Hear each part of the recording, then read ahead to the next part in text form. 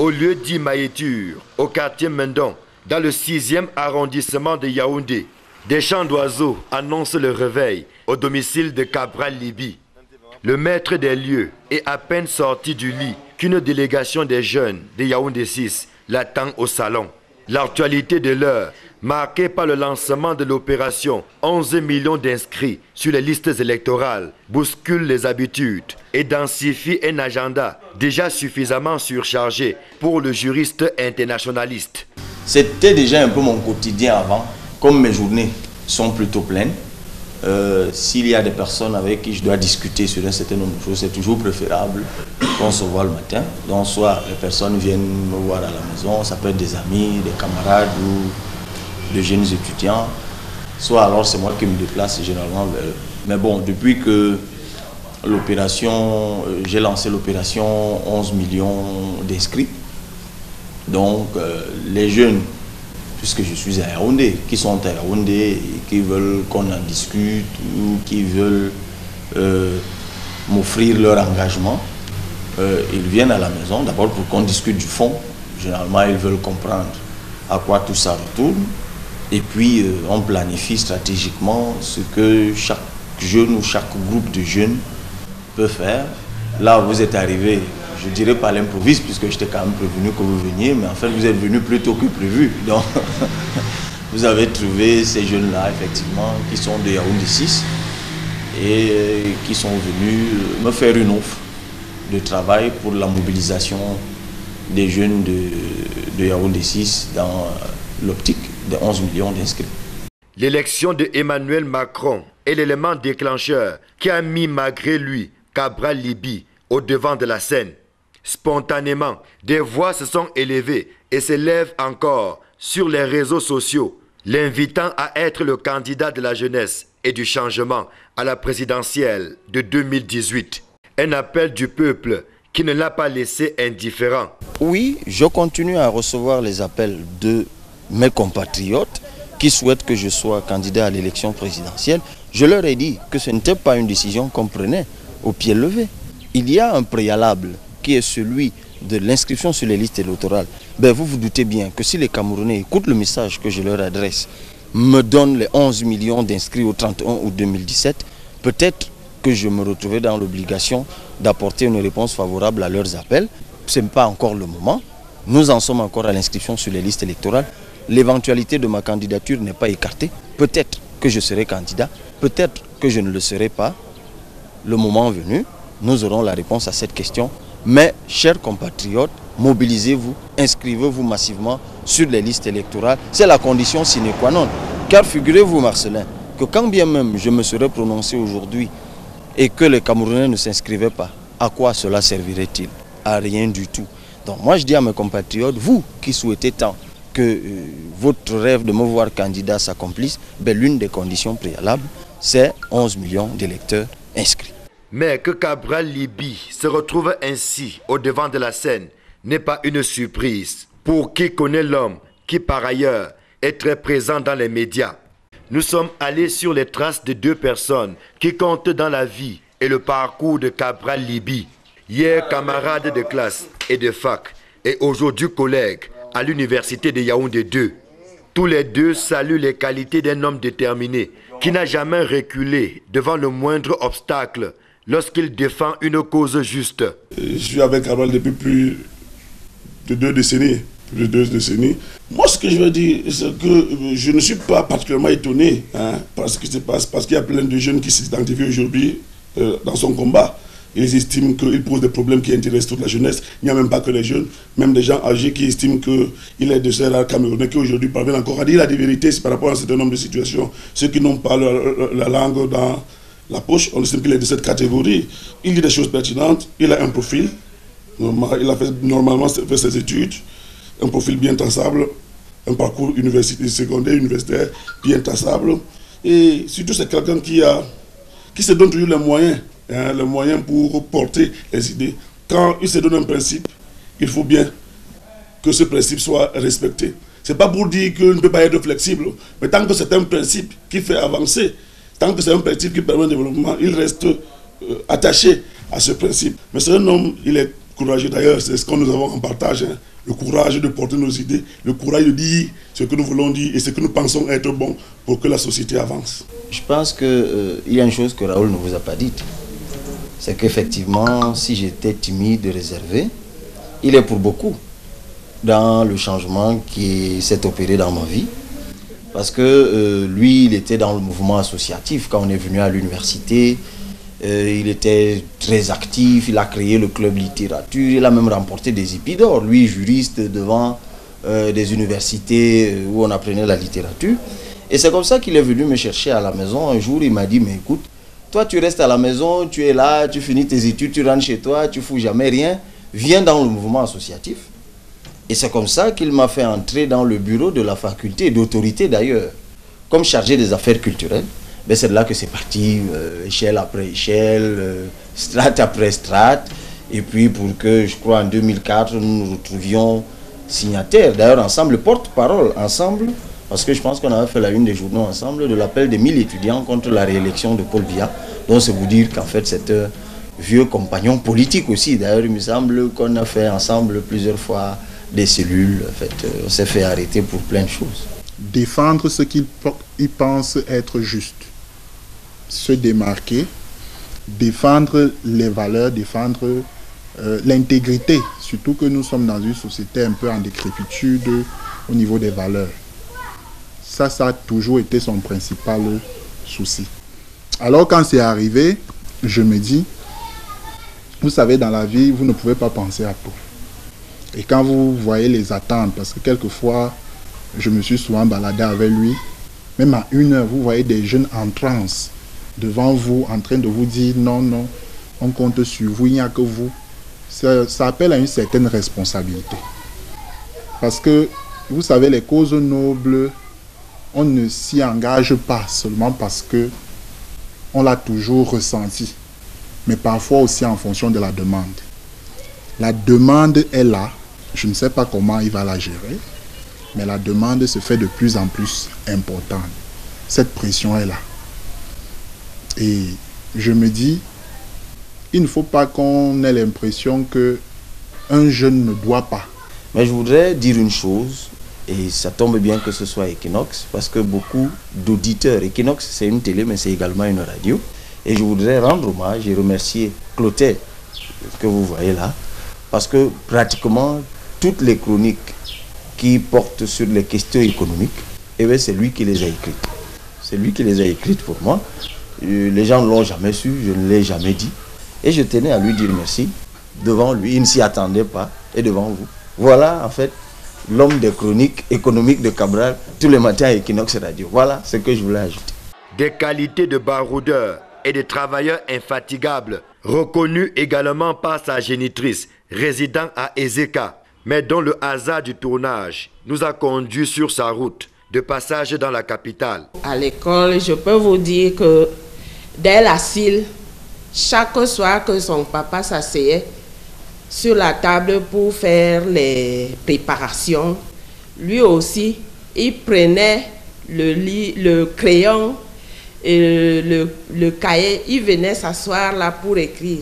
Ce qui fait qu'à l'asile, il avait recopié tout le livre de l'école primaire à l'école Saint-Jean, à l'école primaire de Makap. Donc, c'était un enfant qui aimait beaucoup. Chaque soir, il étudiait. Non, c'était un enfant obéissant. Hein. Il était calme, il obéissait. Quand on lui disait que fait quelque chose, il faisait sans compliquer. Mais le problème était seulement que il n'aimait pas manger quand il était petit.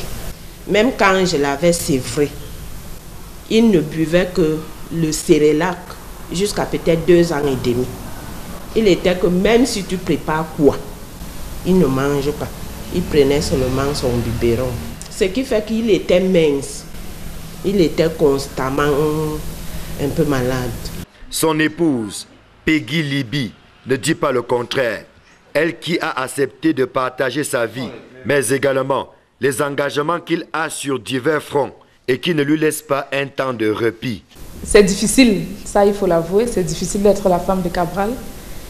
dans la mesure où c'est quelqu'un de trop passionné. Parlant de la passion, celle qu'il a pour la lecture a été dans un premier temps sujet de désaccord, lui, les premières années. Mais avec la maturité, les années, j'ai compris que je ne pouvais pas le défaire de ça. La coépouse que j'ai, ce sont ses livres. Ce sont ses livres. Je peux lui demander une chaussure, il va me dire qu'il n'a pas l'argent. Mais dès qu'il entend qu'il y a un livre tel a écrit, il me dit, chérie, il faut que je m'approprie ce livre. Il faut que je l'achète. Il y a la télé. Pour la petite histoire, il m'a dit un jour, si les bandits viennent ici, qu'on vole tout, mais qu'ils laissent la télé. Parce qu'il doit regarder tous les journaux, Equinox, bref, tout sur le plan national, international, il ne rate pas.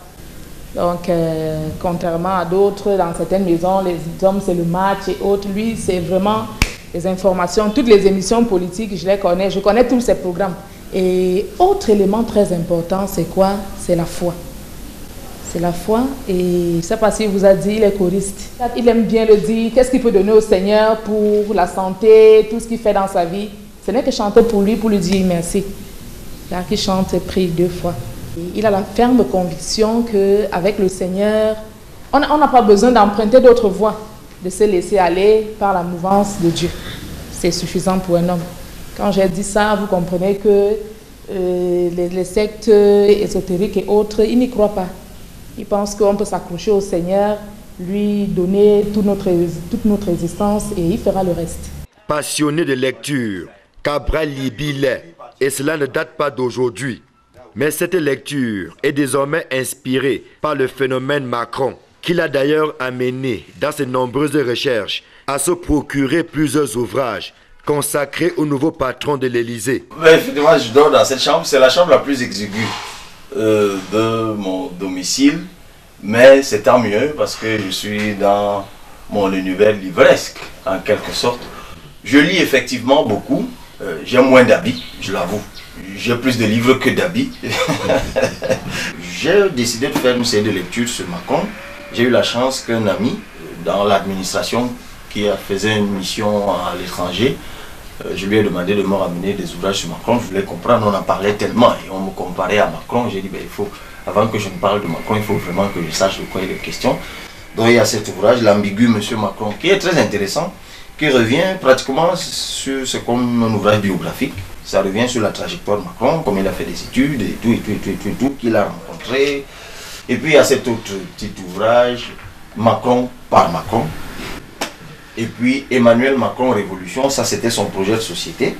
Emmanuel Macron Révolution, c'est notre combat pour la France. Donc c'est les 2 autres.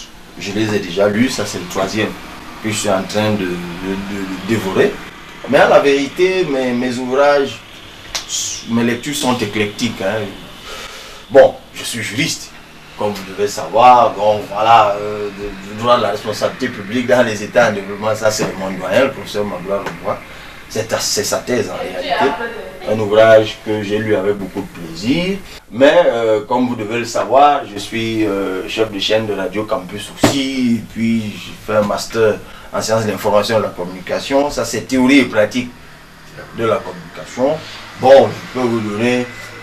voilà, et c'est sur la sémiotique d'une civilisation en mutation. Ça c'est le génie africain et de retour de Jacques Famenobo. Par exemple, Mensonge d'État de Urbain Olangena. Il y a même, pour le libéralisme communautaire, je garde jalousement l'ouvrage, il est là. Je peux même vous parler des proverbes de Paul Biya, de Hubert Mounoudiana, c'est là également, mais bon, c'est vous dire que c'est un mélange de tout et de rien. Des lectures qui l'inspirent, au moment où l'appel du peuple se fait de plus en plus retentissant. Un statut que le chef de chaîne adjoint de Radio Campus assume, encouragé dans cette voie par son épouse et ses proches, pour qui son engagement sur le terrain politique mérite l'accompagnement de tous. Je l'ai vu en tant que coordonnateur des clubs et activités à l'université de Yaoundé 2 où on s'est connus. Je l'ai vu à l'œuvre. Ce que je sais, c'est que ces personnes qui l'appellent à se présenter à la magistrature suprême ont vu en lui certaines qualités qui sont indéniables Je pense qu'il pourrait être l'homme de la situation. Moi qui ai la chance de le côtoyer au quotidien, je vois en lui ce punch de voir un Cameroun nouveau, un changement. De voir vous et moi aller à l'hôpital et se faire soigner gratuitement, comme ça se passe ailleurs. De voir le petit Camerounais être quand même à l'abri des besoins primaires. Ça, c'est en lui. C'est quelqu'un qui a toujours été à l'écoute des autres. Il a en lui cet esprit de sacrifice. 11 millions de personnes peuvent être à gauche et il est à droite tout seul. S'il est convaincu de sa démarche, il ne recule devant rien. C'est un homme de conviction.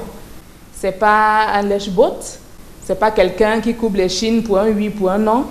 Quand il a des convictions, il fonce. Alors je lui dis, tu as des convictions, si tu te sens l'âme de le faire, alors vas-y. Donc c'est ce que je lui dis, je l'encourage. Je l'encourage et le sacrifice que je fais, c'est que je lui conseille de ne pas être là, d'être toujours parti. Il faut bien qu'il soit dans la quiétude, dans le calme, la paix.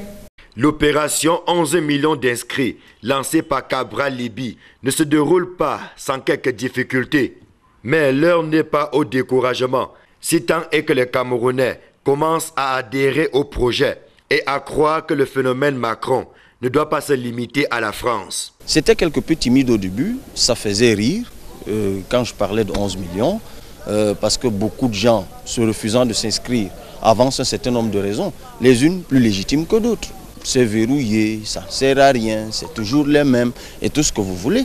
Mais moi, je me suis montré, et ce sera le cas davantage encore, opiniâtre et intrépide, et j'ai eu la chance, la grâce d'être suivi dans cette dynamique. Vous voyez que ça fait de moins en moins rire. Les jeunes commencent à écouter et à comprendre le message. Eux-mêmes se constituent un acteur de l'opération. Vous avez vu, les jeunes cotisent eux-mêmes. Nous sommes ici dans le campus de Soie et juste à l'entrée, il y a 2 semaines, les jeunes se sont mobilisés, ils ont floqué des t-shirts, ils ont cotisé pour louer une tente. Ils ont fait du porte-à-porte dans les mini-cités pour remettre leurs camarades. Pour moi, je rends grâce au Seigneur parce que cela s'accomplit. Et aujourd'hui, je reçois des appels de partout. Des jeunes me disent, nous sommes en train de nous mobiliser ici. Venez nous encourager, venez partager avec nous les difficultés auxquelles nous faisons face. Je crois que ça s'annonce. Et vous avez vu la police qui a provoqué le malheureux buzz d'il y a quelques jours, où dans une opération justement d'inscription massive sur les listes électorales, c'était au quartier Kradat à Yaoundé, la police est venue disperser tout le monde, laissant l'impression que peut-être que les pouvoirs publics étaient hostiles à une inscription massive de Camerounais. Peut-être que oui, peut-être que non. Moi, la politique, là, ça me fait peur. Mais c'est Dieu qui décide. Ici-bas, on remet tout à Dieu. C'est Dieu qui a le seul mot. 2018, c'est dans quelques mois. Cabral Libby a le temps de fixer les Camerounais sur sa décision finale.